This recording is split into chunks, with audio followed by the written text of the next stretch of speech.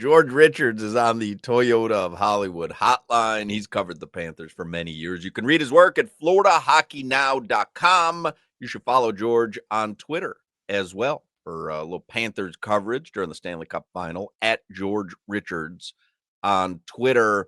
So I'll ask you the first question, and I know we've talked about it leading up, but we've got the rematch starting tomorrow, Panthers and Oilers. So how do the two teams match up against each other, and what kind of series are you expecting? Well, hi guys. Hello, George. Yeah, they met. I mean, hey, last year it went to 7, right? I mean, and it was a 2-1 game in Game 7, so it should be a very tight series. Edmonton's got the home ice this time around, so Florida had to fly up there for Game 1. We'll see how that treated them. But listen, Edmonton got better defensively. Florida looks like they got a little bit better offensively.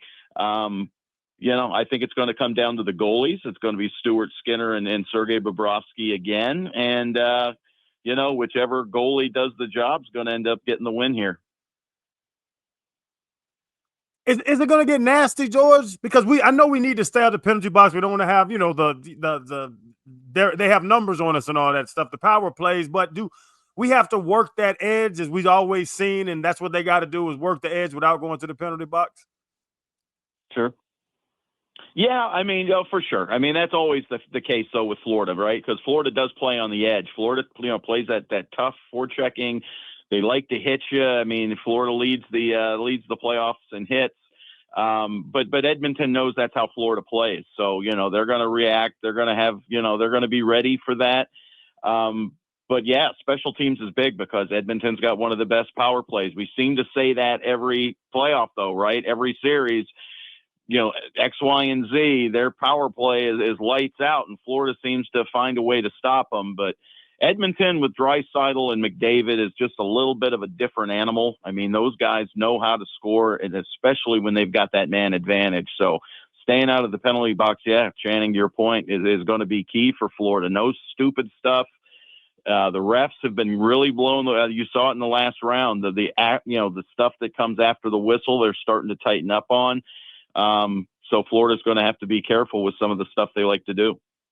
Who's someone that's going to need to have a great series other than someone we already, Sasha Barkov, obviously want him to have a great series, Yeah. Sergei Bobrovsky, but who's someone, and it's been, pretty well divided amongst the entire 4 lines, really, the playoffs. But is there someone where you say, hey, this guy needs to have a spectacular Stanley Cup final for them to win it again? I'm thinking Bobrovsky, but that's the obvious one, right? He's the goalie. He's going to be the guy that he'll get the glory. If Florida wins the Cup, he'll be the Conn Smythe winner almost assuredly, just because that's how that works usually with the goalies.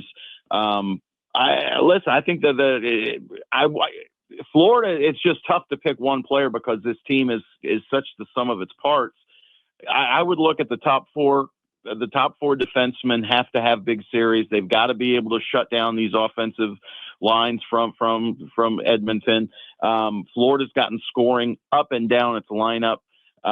They've gotten so much from everybody that it's hard to pick. Like we were asked the other day about a Conn Smythe. I think we talked about it. There's 10 guys on that list for Florida, right, that are MVPs. I mean, you've got Sam Bennett. Nobody talks about him. He's got like 10 goals in the playoffs. There's so many guys out there that have just been leading this team one way or another.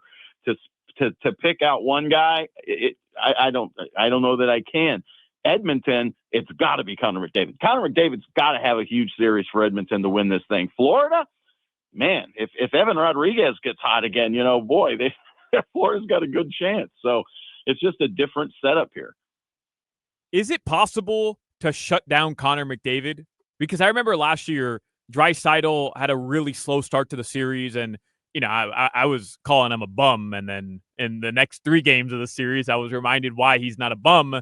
But is it possible, and it can't just be one player, I realize that, GR, but as a unit, is it possible to shut down Connor McDavid even in a game, one game, where he can't do anything because whether it's scheme, whether it's, being more aggressive, whatever the case may be, this Panthers depth is able to neutralize him? Yeah, Florida was able to do it the first 3 games of last year. McDavid and Draisaitl really didn't do anything until Game 4, and then they, kind of awoke and ended up winning those final 3 games. Florida's going to throw everything they've got at those 2 guys. Draisaitl is an exceptional goal scorer. Edmonton doesn't have Zach Hyman. That's a big loss for them. He's a terrific player. He's going to be a big loss for Edmonton. But, yeah, you've got to watch Draisaitl. I think you're going to see a heavy dose of Aaron Ekblad and Gus Forsling on him. You're going to see Florida's top line on him. But then you've got to worry about McDavid, too. So, it's going to take a whole bunch of them to do it. And George, to that point, like, should we be more defensive focused? Should we, not press? Like you say, we have more offensive players. We have, goal scorers more than last year when we played them in the finals. But should we be more defensive focused to get those 2-1 games, 3-1 games, and not try to go 6 or 7? Yeah, Florida'd love that, right? I mean, that's where Game 7 was. It was 2-1, and Edmonton didn't touch the puck for the final minute. Florida would love to play that game. That's where they excel. When they get into the track meet, that's where Edmonton has got the advantage, and we saw that in Game 4 when they put up 8 goals on Florida. Edmonton can score in bunches, and they can take over games, as we saw in Game 4 and Game 6. They just were able to, pounce and take over a game very quickly. So Florida, listen, this is their 3rd trip to the final. They know what they're doing. They know exactly what Edmonton's trying to do. So, yeah, they're going to try and clamp down and play a defensive game. They're going to try and get into the front of the net and get some greasy goals against Stuart Skinner, and they're going to collapse in front of Sergei Bobrovsky to kind of keep things clear his way. So Florida's going to try the defense. It may not work because, if Edmonton gets rolling, sometimes you just can't stop it. I was going to say, you kind of hit on it. Can we dictate that where we're not, it's less people on the offensive side? Can you dictate the type of game that you want to play schematically? You can, to a point. If you can try and keep them outside, shooting outside shots so Bob can see things a little bit more clearly. If you can stick to the middle of the ice, you can kind of dictate a little more things. You can definitely stay up and keep them from getting on that rush game they like. Florida has had a problem with the odd man rushes throughout the season, and we even saw it a couple times in that Carolina series where they were able to get loose and come unfettered into the offensive zone and go one-on-one with Bobrovsky. You do not want to do that with Edmonton. And Florida's going to do everything it can to keep that from happening. But sometimes, man, things just happen. You get a bad line, and all of a sudden the game's different. Now you're chasing it. Now you can't dictate. When you've got a 1-2-0 lead, yes, you can dictate that style because you're clamping down. If you're down 1-0, 2-1, whatever, you're chasing, and then all of a sudden that advantage you've got is gone. George Richards, FloridaHockeyNow.com. What did you have at Flanagan's today for lunch? Oh, that's right. I forgot I told you about that. I had the chicken Philly blackened. Oh, it's a good one. It was Is delicious. that your go-to at Flanagan's? Because you go to Flanagan's a lot. Everybody loves Flanagan's. Is that your go-to? Yeah, I was in the mood for the chicken Philly today. Yeah, it's not my go-to, but it's in the top 5, sure. What's the go-to?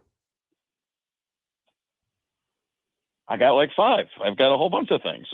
Give me a couple give me a couple that are in the George Richards rotation.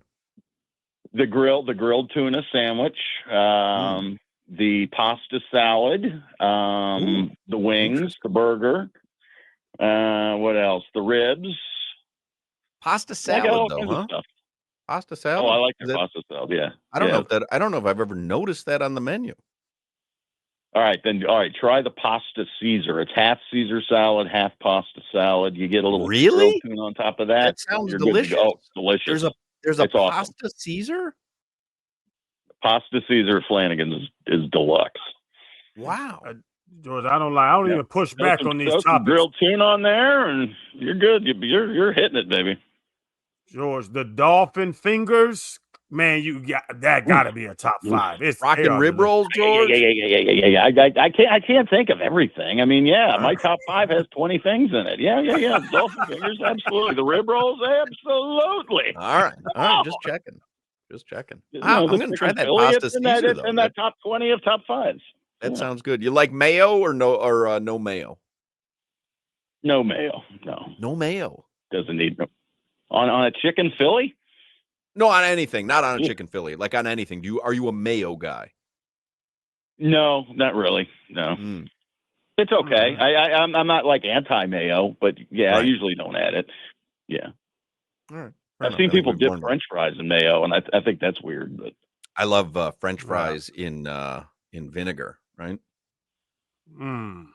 Yeah, that's the British fish and chip thing when you get the malt, not white vinegar, not apple cider vinegar, but the malt vinegar. Yeah, good. Yes, malt vinegar. Good I'm stuff. very European. I'm very classy. I've got an not advanced Europe. palate. Yeah. No, I have an advanced palate, Crowder. You don't.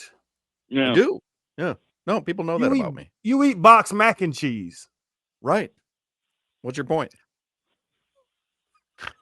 That's just old school. I'll snort that powdered cheese with the best of them, man. You line that thing up. I got a party. Get out the credit card. Here comes stock. Credit card in the mirror. That guy's got some mac and cheese powder, doesn't he? Woo! Kraft is up to date. We'll see you, George.